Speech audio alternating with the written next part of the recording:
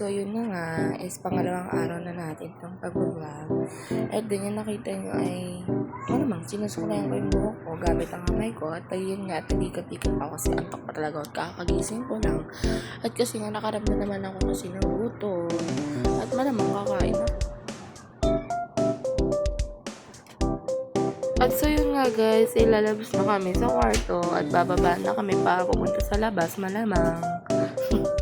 At so yun nga guys, binuksan niya yung pinto at ako na rin na nagsara at pinatay ko ang ilaw at pababa na kami.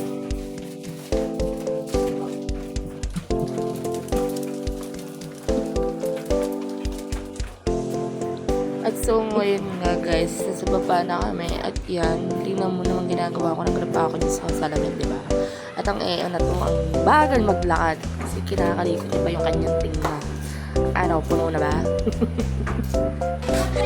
At yan nga guys, naglalakad na kami palabas. Tama, pakit lang ako dito. Alam mo yung nahanap ko siya. Nakakapalabas sila na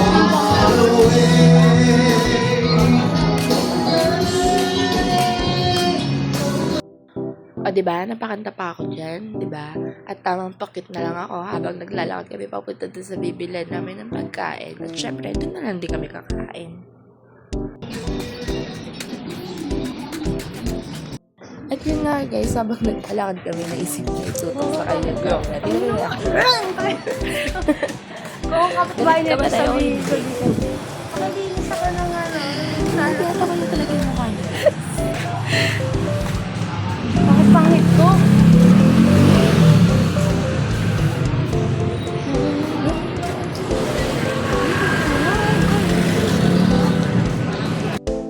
So yun nga guys, habang naglalakad kami dyan, meron dyan isang lalaki nagsabi na, "Hey, tanggal." Grabe ka kayo sa mga tangkal.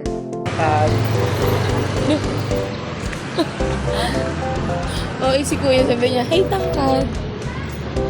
Sa mga oras na ngayon guys, ay lakad pa rin ko ng lakad. Kasi nga, dun nga kami kakain. Ano ba? Dun nga kami kakain sa siomay. Siomay rice. Siomay rice.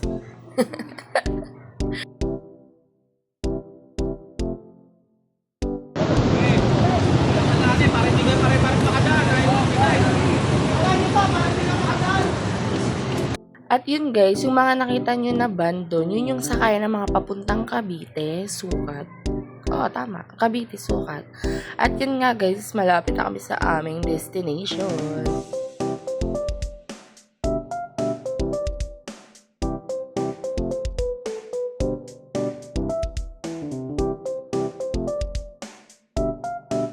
At so yun nga guys, sa habang paglalakad namin, nakarating na kami dito sa Top Pasay, kung nasaan ang motorman na si Kuya Siomay.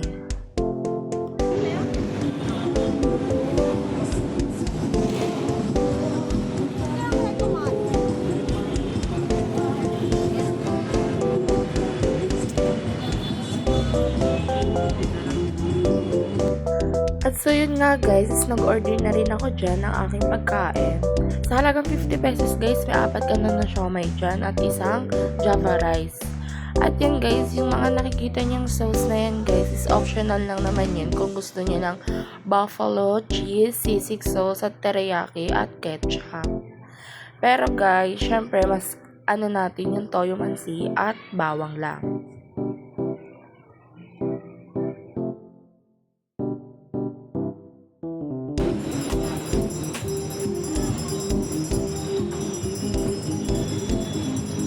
Mas tatlong white.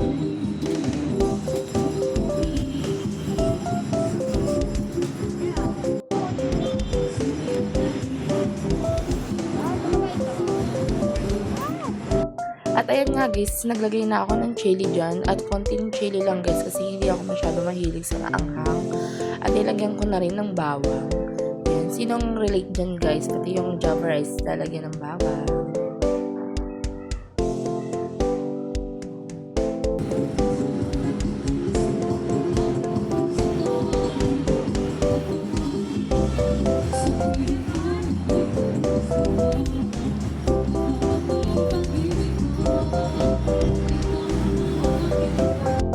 guys, yun, nakakuhaan ko din si kuya habang naglalagay ng mga siomay sa kanyang lutuan.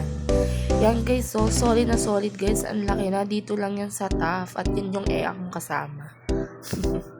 At syempre, kakain na din ako, ano pa, diba?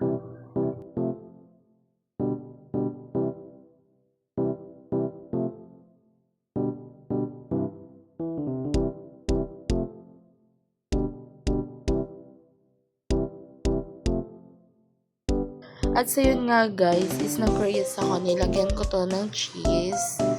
Yan. Tatry natin guys. Optional lang naman yan guys kapag may mga gusto kayong sauce. Kaya meron silang mga ganun. At so yun nga guys, natingnan ko, okay naman siya, masarap. Hindi naman siya nakakaumay.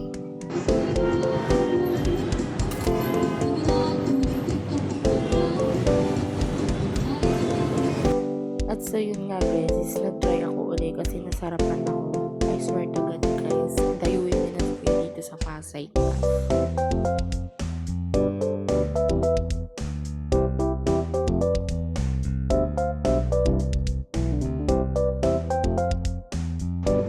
At so yun nga guys, is like ko na rin yung season sauce. Yan, natin nyo naman guys yung reaction ko. Hindi ko siya nagustuhan guys kasi medyo siya maanghang na maasim.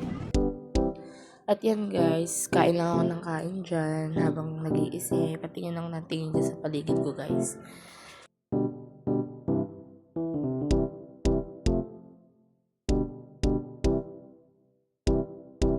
So guys, kung nagbabala kayong dayuhin dito si kuya, dito lang siya sa Pasay Top. Yan. Pagtawid lang na ito guys is Baclaran na at andito lang siya sa may kanto.